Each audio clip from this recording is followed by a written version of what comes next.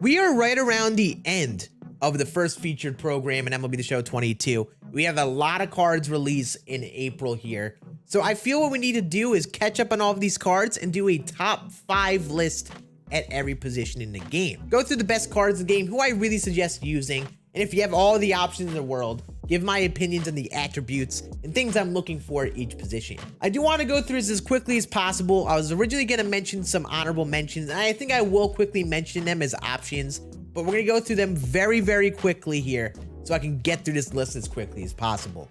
Let's get into it. So like I mentioned, our couple of honorable mentions at catcher. I've been incredible with Carson Kelly. He's been really fun. Absolute crushing in online play for me. JT Realmuto, I know some people like, is one of the face the franchise cards. Mike Napoli is a great hitting option from the Rangers collection. And all these are good options you happen to don't have the top 5. But we first have to talk about Gary Sanchez with that elite power.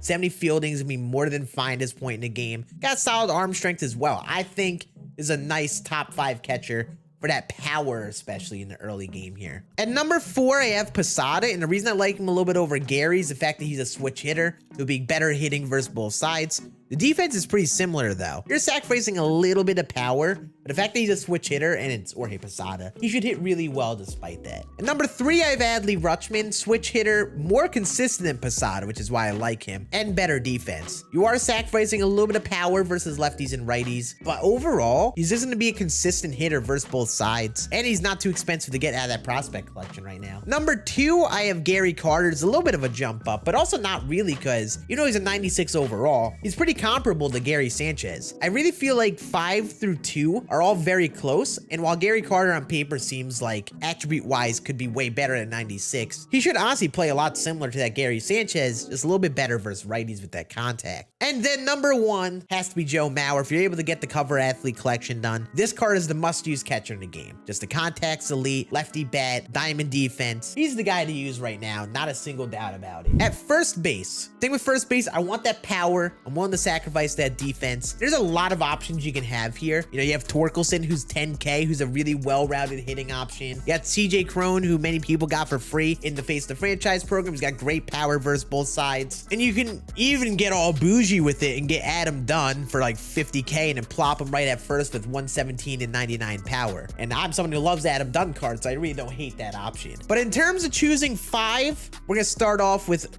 number 5, 92 Prince Fielder for the NL Central collection. Get good contact versus both sides. 86 and 80 is good. 102 and 95 power is very good. There is better though, and I think this card does bring solid hitting. Like, he's a pretty good hitting first baseman. You could definitely get away with using him. I think there's gonna be a little bit better that you'll see in our top 4 that really outclass this card. At number 4, I have Josh Bell, and honestly, you're sacrificing a little bit of power versus both sides in comparison to Fielder, but he's a switch hitter. So if you do face that lefty, which does happen, you get that matchup advantage now. Gets a couple quirks as well, which may make up for some of the difference between the two. I've heard a lot of great things on Josh Bell. He's an incredible bat. Go to face the franchise first baseman for sure. At number 3, I have Jason Giambi. He's a card that, you know, the contact versus righty is a little better than Fielder. The contact versus lefty is a little better as well. You're sacrificing a little bit of power versus lefties, but I feel like he will still play despite that. Like, Giambi's a card that even though he gets that shift, I find has always hit well lefty-lefty, but he will demolish those righties with that 97-101. I think he's definitely going to be really good versus the majority righties you face.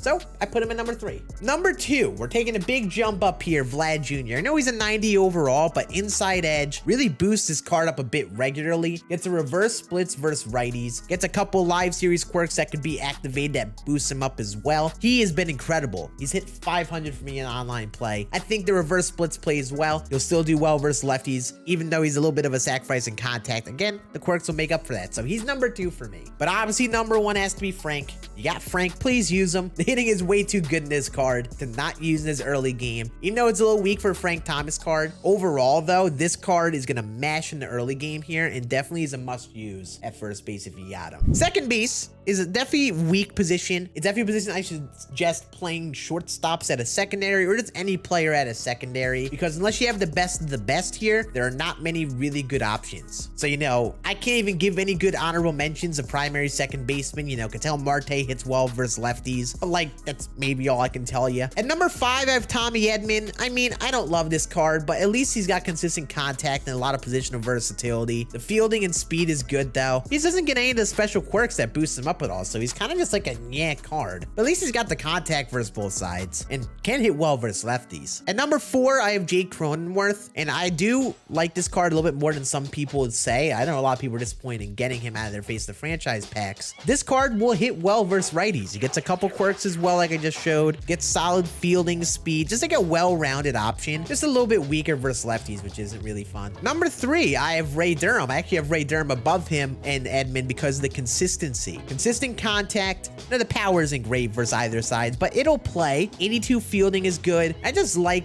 how consistent he is versus both sides and a little bit more speed to the table. But I'm going to be real. 5 through 3 are all a class of their own. They're right the same for me personally. You know, just like your solid starter second baseman. At number 2, I have the man, the myth, the legend, Jazz Chisholm. He's hitting 422 for me in online games. I'm actually close to getting parallel 5 here. I have loved him. That power plays. There aren't many really good hitting second base with that power. This is a time in the game you can get away with a little bit of the lower contact in the 70s. I've loved him a ton. For me, he's been the must-use guy. And then obviously number 1, let's be real, this is like first base. Chase Utley's the guy. If you got him, please use him.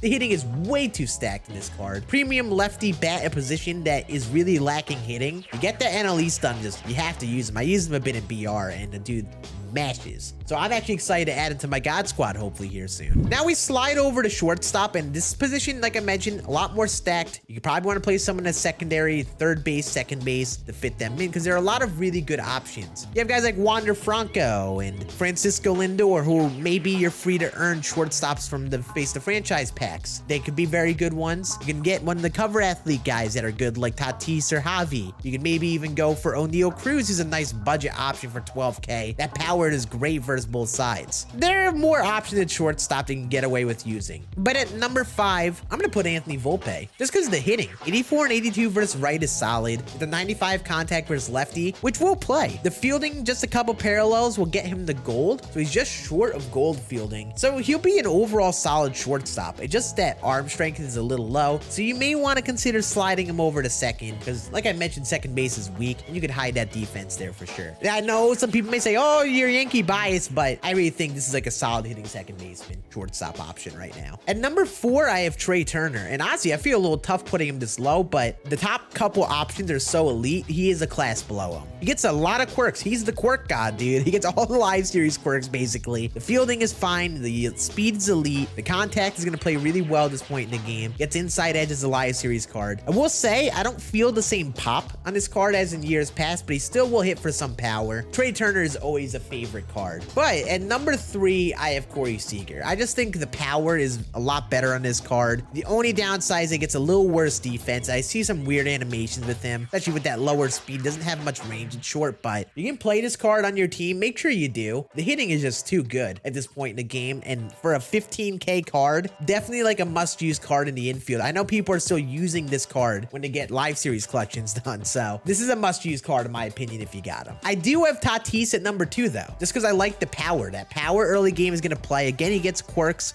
which may make up for some of the contact difference. Just the only downside is that fielding. The fielding is putrid, and I have had it hurt me at short, at least somewhat, but overall, it's not as bad as you may think. Like, he doesn't make as many errors where he's unusable. He'll make some unbearable plays, but he's not going to really hurt you to the point where, you know, the hitting won't make up for it. So I have him at number 2. And number 1, I have Michael Young. He's exceeded my expectations. He's got some sneaky power. I love the contact at this point in the game. The fielding is more than good at short. This is like a nice, well-rounded card right now that, you know, if you like Roberto Clemente's card, you might like Michael Young too. However, those top 3 are all very close in their own. It's why you see people using Seager, because some people don't like Young or Tatis. Some people still use Seager because he's a little bit more well-rounded. Now we slide over to third base, and there are a few options at third base in terms of the secondaries, but in terms of the primaries, a little bit not deep right now. I do want to mention there are a good couple honorable mentions, like live series Jose Ramirez I hear is incredible this year. Again, he gets a few quirks as well that'll boost him. Your live series cards will always be solid options, especially when they're closer to that 90 overall. But also also cards like Chipper Jones. Nice card out of the BR program, switch hitter, could be very solid. But really, third base I think is a really slim position that you're better off using some shortstops at a secondary. But let's go through number 5 here. At number 5, I have Rafael Devers. The defense sucks, but he's going to be really good versus righties and be fine versus lefties still. Again, the quirks I'm talking about all the time here, but they matter. He's going to be a nice hitting option at the start of the game, and I've heard a lot of good things on him. I do have Matt Carpenter just a smidgen above Rafael Devers, but they are one in their own. Just that Carpenter has some more secondaries. He has a little bit better fielding. Is a little bit better versus lefties. A little bit more well-rounded. Doesn't have that same power versus righties. Number 3, I have Miguel Cabrera. The hitting is really good in this card. He's just really consistent with that bat. The defense is not going to be good though. But if you're looking for like a nice hitting third baseman to start off the game, I pay $26K for him. That's like a nice, pretty budget card to throw on your team if you're just looking for a card to make like a World Series push or anything right now. Number 2, surprisingly enough, I have Ron Santo. Again, I feel like him and Mickey are probably in a class of their own just because they're well-rounded with hitting. Is that Santo gets a little bit more of a boost to the fielding. And while defense doesn't matter most at third, I think that fielding will play. Mickey just might cause a couple bad plays that could be annoying. The hitting is not that different between these two, I don't think. So, you know, I've heard great things on Santo. I'll give him a go for a little cheaper than what Mickey is. But the number 1 guy has to be Troy Gloss in terms of the primaries. 104 and 120 power is elite in the early game. Fielding is gold, so he's going to be more than fine there. And he's going to play right now. He's played very well for me. Definitely the number 1 guy at third base is a primary.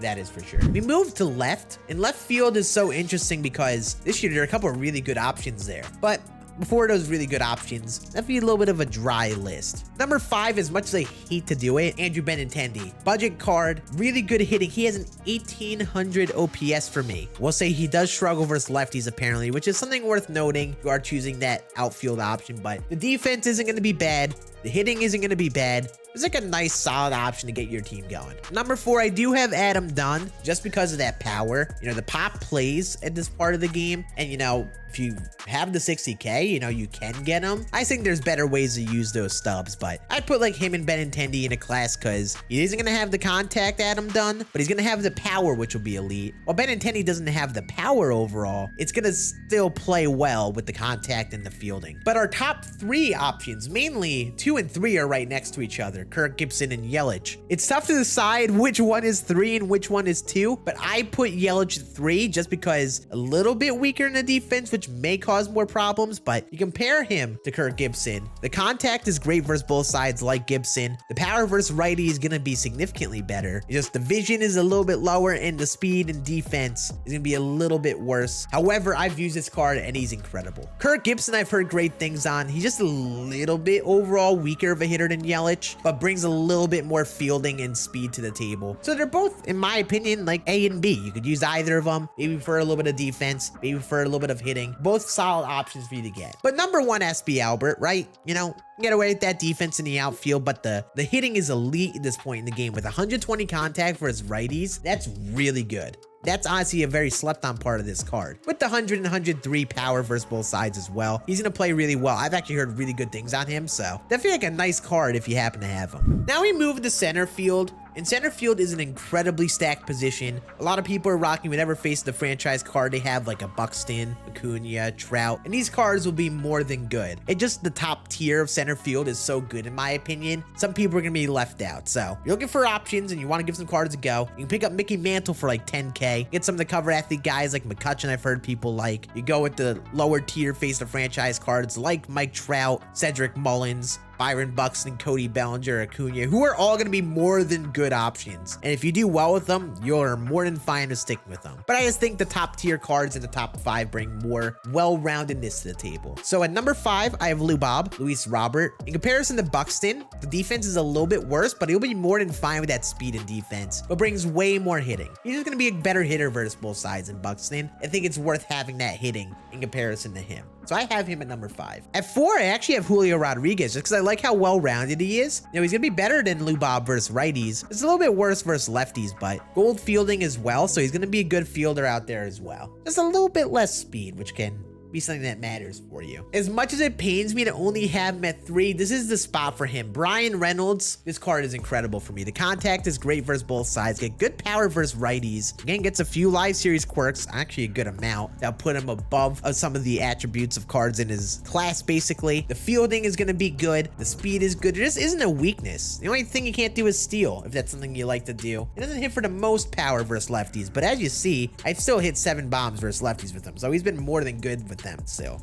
But our top 2 cards, gotta mention Ronald Acuna. The quirks he gets, the fielding's gonna be more than fine. That power is elite at this point in the game. And I just love Acuna cards. The dude just mashes. It's homer after homer. I think like a must-use outfielder if you have him, even if you're not playing him at center field. And then obviously the GOAT, the man, myth, the legend, Mike Trout. Really good option. Honestly, if you are gonna go out there and use a card and pay 300K for him, he's 100% worth it on his own. Reverse splits, inside edge, live series quirks he gets. He's just the guy to use. So he's gotta be number 1. I do want to note as well, since I forgot to mention him, the honorable mentions, you know, Hank Aaron, Grady Sizemore, if you are tackling those live series collections. Even Kenny Lofton is just like a cheap buy, are also solid options. Just there's so many good players at center. The cream of the crop is very slim in my opinion. I think these top 5 are like the ones to use. Right field, we're obviously gonna know who the best one is, but we do want to go through all 5 of them for the sake of it. I should mention live series Judge, I think could be really good this year. Seiya Suzuki's a nice, really easy to earn card if you're looking for one for right now. And Mitch Haniger's card actually seems really incredible as a face of the franchise card. But at number 5, I have live series Bryce Harper. And I am someone that has underrated Bryce Harper cards in the years past, but he just is incredible versus righties. The fielding is not going to be great. But again, he's going to get those quirks, which will boost up that contact and probably power at least a good bit. And just a lot of people like Bryce Harper's swing. I would use him over the cover athlete Harper, mainly because of the quirks. The defense is not great on either of them, but at least this one's a better fielder as well. At number 4, this may be a shock to some people, but I have Tim Salmon. The dude's gonna be a horrid fielder, but that hitting is actually really good for the outfield right now. Really good versus lefties and pretty solid versus righties. I think he's actually like a very viable bat to throw in your outfield if you're looking for a card. Thing is, definitely keep him right. Don't play him anywhere else. Maybe left if you're just gonna hide him out, but that defense is horrible. He's gonna make some rough plays out there, no doubt, but that bat might make up for it. At number 3, I have faced the franchise Kyle Tucker. This well-rounded card, good fielding, good hitting. Gets a couple quirks as well. I haven't used him much, but he's kind of an underrated option at this point in the game for that early game outfield. I think he's definitely a top tier option, no doubt about it. He deserves some more love shown. At number 2, I do have live series Soto. Again, the inside edge he'll get, I think can put him above Kyle Tucker. He's gonna bring more hitting versus righties. He is sacrificing some defense. His fielding might be a little weird, but again, quirks, quirks, quirks. The hitting is gonna be good with the inside edge stuff as well, so I think he might be number 2 just because how good his bat is. If you're gonna play a primary right fielder in right field, you can use someone like Soto and mash with him. However, I'm gonna be 100% real to you. You may want to play a center fielder in the secondary in right field, like an Acuna, because they're gonna be way better than these guys. But obviously the number 1 has to be Roberto Clemente. I've heard he's even played even better than people that played with him last year so far. The contact is elite. The power is very good. Defense is not gonna be a single problem in the slightest. He's an incredible bat. Some people have found in years past he's swing a noodle with them just because of that power he brings, but I really think this card is going to play really well in the early game here and is definitely the guy to use. If you have him, you got to put him in your outfield. You got to give him a good go. No doubt about it. You're not spending like $1 million, $2 million stubs on live series collections to not use him. Now let's go through starting pitching. The thing is with starting pitching is that you need a little bit more options. I'm going to go through 7 names here for the pitching, the starters, and their relievers. I do want to quickly mention some honorable mention options. Corey Kluber could be a good option. He's got the pitches, but low hits per 9, so he doesn't make the list. Logan Webb and Stroman are basically in the same class for me. Both very comparable pitchers if you're looking for a cheap budget one. And then Dontrelle Willis, honestly, only 41K, can play very solid this point in the game. He's not the easiest pitcher to hit, but also doesn't have the nastiest stuff, no doubt about it. At number 7, I have live series Jacob deGrom. You know, solid attributes, because his pitches don't have the same velo and break. Break is pretty lackluster in comparison to our best pitchers right now, so definitely a little bit more difficult to pitch with in a sense, but it's okay though. Live series deGrom will be more than fine if you're getting him for live series collections as a usable starter, no doubt about it. Right above him, I have Ohtani. Thing is, Ohtani, his break on that slider is really good. He gets some value because, yeah, he's not going to be as good of a pitcher potentially as a DeGrom, but he gets the hitting attributes. When you use him, you can hit him in the heart of your order, and that power plays. He's been crushing for me this year too. And he plays a lot like a 98, 99 with the inside edge and parallels I have on him. So I think he's definitely a use in the rotation right now, despite the slightly weaker pitching, because if you can hit with him, he'll make up for those runs and honestly give you more value. Number 5, I actually have Orel Hershiser, mainly because the hits per 9 at 95 is pretty good at this point in the game. The stamina is going to play. Just that his control could be a little bit better. It's good control, just not elite control like we saw in Orel Hershiser cards last year. But again, just like good break in the pitches, good control. He's like a well-rounded type pitcher that should play well for you. And number 4, I do have David Price. He's got that sinker cutter, got a circle change. I just don't love the knuckle curve as much, but if you do have him, this is actually a nice lefty starter point in the game right now. Lefty starters are always valuable because they aren't always the most common.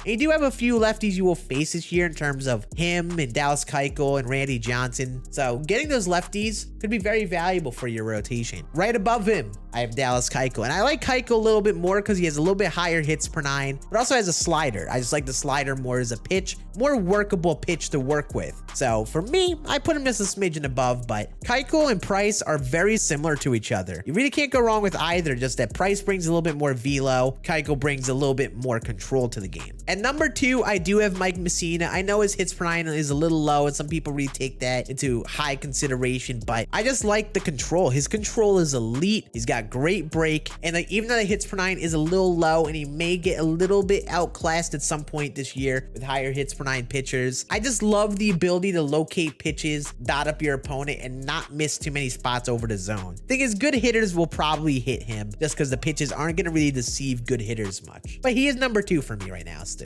And obviously, Randy Johnson has to be number 1. Yeah, the hits per 9 is a little lower than he could have, but outlier, lefty reliever, really good slider and slurve. Just nice starter right now, and he's the guy to use, no doubt about it. And then for our relievers, the thing with relievers is right now, it is also very varied. You have some like really good budget options that won't make the list, like Houston Shreve. I actually feel like he's really good this year. His motion's a little different. I think it makes his slider seem a little bit better. Like him a lot from what I've faced of him. Josh Hader could be a nice, not too hard to acquire lefty. Jose Alvarado's a nice lefty as well. And Emmanuel Clase could be like a nice reliever for the Face the Franchise program. But at number 7, I have Steve Cishek, and I put him above the rest because the hits per 9 is good. The pitch mix is a little bit well-rounded, but the release really makes his card play up a little bit. Some good players can even get deceived by Steve Cishek and that release he has. So the thing is, the velocity and the release point makes him a really tough pitcher to hit, especially if you're just looking for a solid reliever. Like a lot of like not good players are going to struggle really hard against him. So he's got to make the list at 7 for me. I have John Franco at 6. I think he's actually really interesting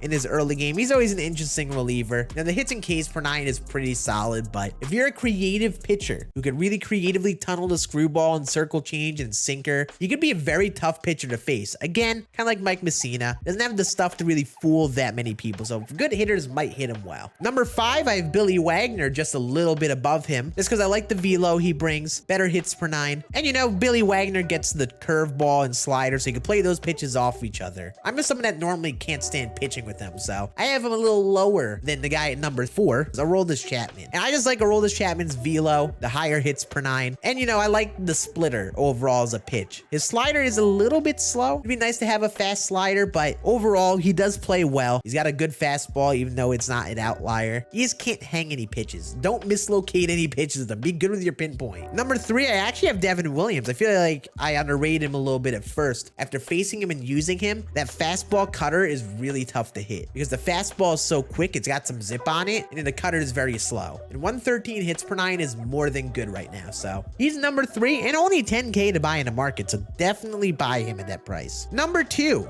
I know there's probably someone saying, oh, Scann, your bias shows again with the Yankees, but Mariano Rivera seems like a nice reliever. 106 hits per 9 is pretty good right now. Sinker cutter is always going to play well. You got that slider as well. If he had a changeup, he'd be like really good, but that pitch mix is pretty good. And I think, you know, for a 20K reliever, like I do want to buy him. He should be a nice reliever at this point in the game for a good bit. Also, the control and break he'll have in that cutter, it's an elite pitch on its own. But number 1's Kenley Jansen. I mean, I think think we all know this. I mean, he's got the 99 control, 99 break on the slider and the cutter. He's got that nice sinker as well. It's going to be a little bit better than Mariano's. And the hits per 9 and Ks per 9 combined together are going to be better overall performing than Mariano is. So nice top tier reliever card despite only 3 pitches. At least the 3 pitches are all good in their own. So I personally put him at 1. I know this is a little bit longer video than some, but I just want to say appreciate you all watching. So let me know in the comments. Do you agree with my list? What do you think of my list? What cards have you used that you think would make the top 5